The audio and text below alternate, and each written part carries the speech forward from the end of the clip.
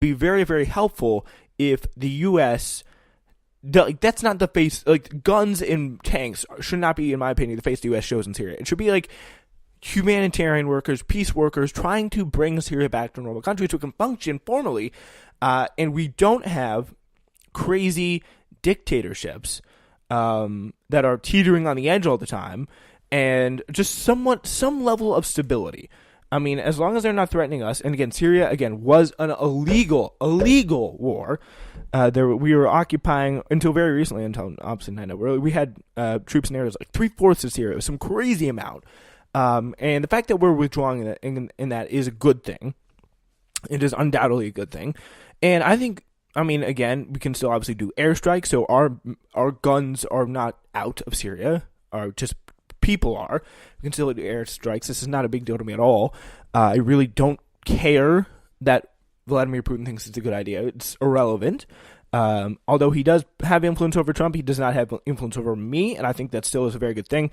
But I think it is definitely worth watching to see if he has influence over Trump in the future. If that's what caused him to do it, I don't think it is, but I think the jury's still out. Robert Mueller's a jury about how much influence Mueller has on Trump. But yeah, he conveyed his decision on Twitter on Wednesday. He plunges the administration's Middle East strategy into disarray. They had no Middle East strategies. Give me a break. Rattling allies like Britain and Israel, and forsaking Syria's ethnic Kurds, who have been faithful partners of the fighting Islamic State. So yeah, I mean, I think this is kind of a delusional take here by the New York Times. This is what they said. This is a New York Times quote there. I think it's a little delusional. I think it's not really representative situation. I think the fact that we're not going to have anyone in Syria, like the U.S. compounds in Syria are just going to be abandoned, I think that's highly unlikely. Highly unlikely.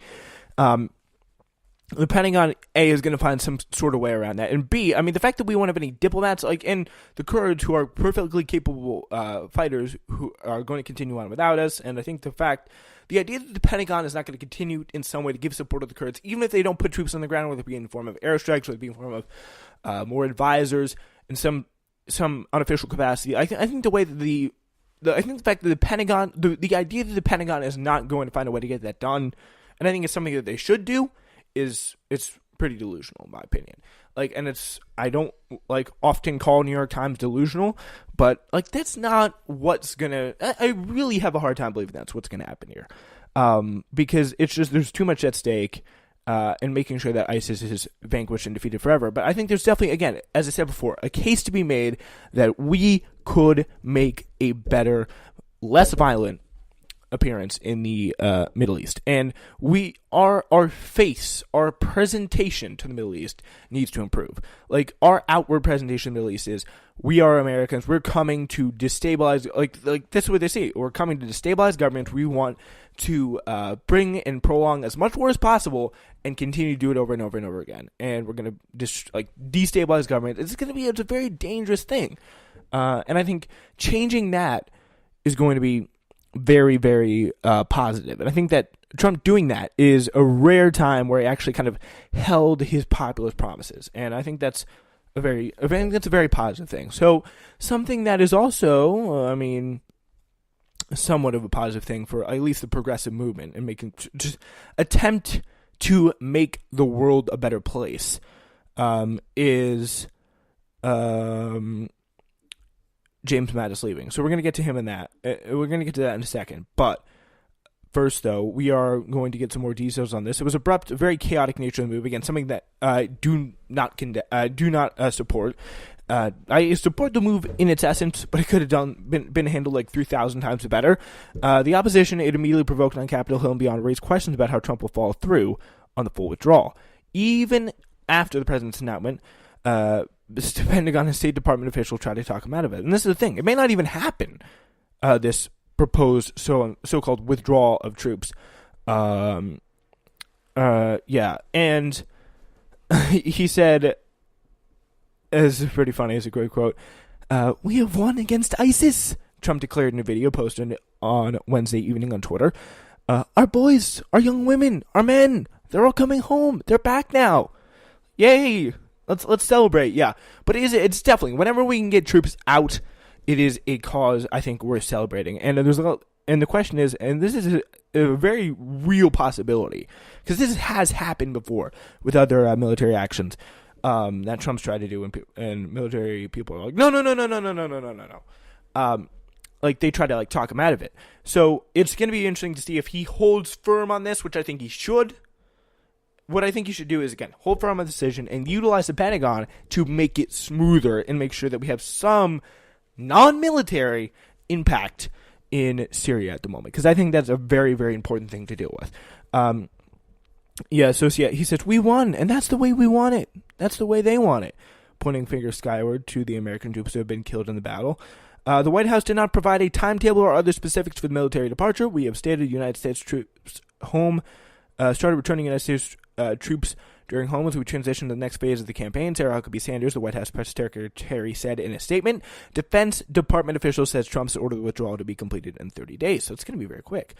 Kurdish control, right now, ISIS control is very, very, very limited. So little slivers of Syria in the eastern corner and central Syria. At the moment, some of it's in Kurds control, some of it's in rebel control, and a lot of it is in control of the government at the moment. So there is very little going on right now very little to support that kind of claim. There's a lot of crazy stuff going on. ISIS is definitely not as big as it once was, but there's ISIS prevalence. Defense Secretary Jim Mattis and other top national security officials argued that a withdrawal would essentially surrender Western influence in Syria to Russia and Iran. I don't care that much. I think U.S. could pretty much maintain influence in Iran, get influence back if need be whenever it wants. But I think the fact that we want influence, we want to continue meddling in these affairs of Syria. The only way we should meddle is to get Syria back on its feet. And again, I don't trust any of these people in the government right now to do that. So that's the thing. Yeah, so they're abandoning the Kurdish allies. Apparently, I doubt, again, as I said before, I doubt they're going to be abandoned. But again, so yeah, James Mattis is out. No real timetable yet. And that's the way things stand in Syria. Pretty much, bottom line here, the substance of the move is right. The practice of the move is very, very disturbing, in my opinion. And yeah, so the the way it's carried out is very chaotic. It's not good. It's shivery to say the least. So that's some more of what we got going on tonight. All right, finally, rest in peace to a big one, Mad Dog. President Donald Trump announced on Thursday that Secretary of Defense James Mad Dog Mattis will leave the administration by the end of February. So saying on Twitter, General Jim Mattis will be retiring, folks, with distinction at the end of February, having served my administration as Secretary of State for the past 2 years. During Jim's tenure, tremendous progress has been made, especially with respect to the purchase of new fighting equipment. General Mattis was a great help to me in getting allies and other countries to pay their share of military obligations. A new defense secretary will be named shortly. I thank Jim greatly for his service. I greatly thank Jim for his service. Yeah, and of course, he did deny coming out and saying that Jim Mattis said that Trump has the IQ of a third grader, or a sixth grader, I think it was. But yeah, it's absolutely crazy, some of the stuff that's going on right now. As we're getting just things popping out. We got no attorney general, no chief of staff, no defense secretary.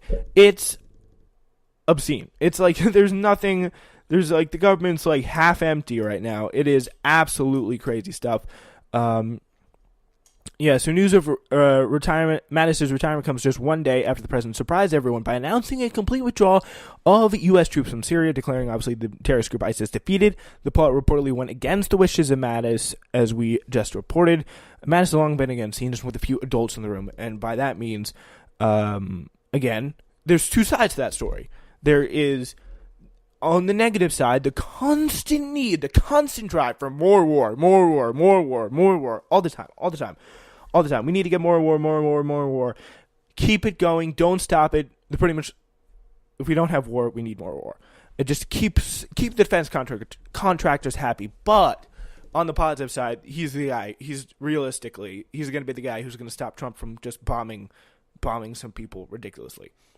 Yeah, so yeah, and keeps pretty much Trump sane through his volatile mood swings and manic lurches. By the president's own admission, though, he was primarily thankful for Mattis' help with respect to the purchasing of new fighting equipment, which is a little funny. Marco Rubio weighed in on Mattis' resignation letter, which he recently released. It was pretty much the main quote was, in it, Mattis hinted that all was not well between him and Trump, writing that you have a right to a Secretary of Defense whose views are better aligned with yours when it comes to treating allies with respect. And apparently Mattis says he's in favor of this, an interesting development there, and dealing with countries like China and Russia whose strategic interests are increasingly in tension with ours. All right, here's the big deal. Here's the scoop. You ready? It was not a retirement.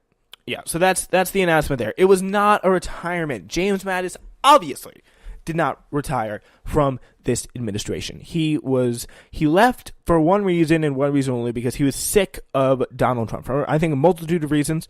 Because he was concerned about, sir, we are ceding the ground in our public forces and our military forces to Russia and China and other bad actors. Sir, it's going to be very, very scary if we continue to do so. Yeah, so he was pretty much concerned that U.S., again, not enough war. We were taken back on war, and Syria kind of, again, was the final straw on that. And because he was probably, again, sick of managing Trump in the way that he did, thought Trump was an idiot. So I think it was a combination of those two reasons, broadly, to sum it up very, very, very briefly. I think that could be what was at stake there. But, so, yeah, that's kind of what we saw from that with the James Mattis resigning. That's pretty much the scoop on that front. So, yeah, you got that going on, and well, I don't really want to read you actually some of that letter. I'm sorry. If Rubio really wanted to convince the president to change his policies, maybe he should have thought better of it before supporting nearly every disastrous decision he's made for the past 2 years. So Marco Rubio coming to defend it. Whatever. That's probably the biggest whatever I've ever heard. I don't think anyone takes that seriously, really. So Mattis leaves the Trump administration over that. That's another thing we are dealing with tonight. And we are going to start off today by playing you a little bit of a clip, or start off our next major story about funding on the wall. You're seeing some of what's going on right now here with the funding on the wall. We'll give you just a quick update on the government shutdown, wall funding, everything like that. Here's what's going on. So President Trump torpedoed a spending deal and sent the government careening towards a Christmas-time shutdown Thursday over his demand of a $5 billion for a wall on the southwestern border, refusing to sign a stopgap measure to keep funds flowing past midnight Friday. So Trump is unwilling to admit defeat on a signature campaign promise, despite a clear lack of votes to get it through Congress. Despite a clear lack of votes to get it through Congress.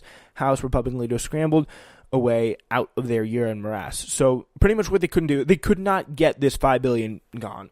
The southwestern border wall was never going to happen. They could not. They didn't want to sign a stopgap measure to keep funds flowing through past Friday, because it looks, again, they look weak. They look like they're giving up on the situation. So it's very possible that they could, again, renegotiate it. When the stopgap stops stopping the gap, to say, they could renegotiate. They could reshake things. But still, there is, again, a much bigger problem at hand, and that is, again, this whole battle over the wall, the whole battle over the government shutdown. And it's really just developing on a dizzying pace right now. So yeah, the House right now prepared legislation to add $5 billion to the wall in a measure to extend government funding into February. In the last-ditch effort to force it through in the final hours of their majority, it would put them on record backing the president's hardline immigration policies as well. But the bill would surely die in the Senate, as we talked about before in the very top of the show when we announced that it had passed the House. Right now is a Congress appropriate denouement, though, as New York Times writes, to a Congress plagued with the function. So Republicans were unsure that they could even pass that empty political gesture through the House. As a spectacle unfurled, right now stock prices tumbled, economic uncertainty rose, and to cap off all the chaos, the Secretary of Defense resigned. So the Republican Party pretty much right now in absolute chaos.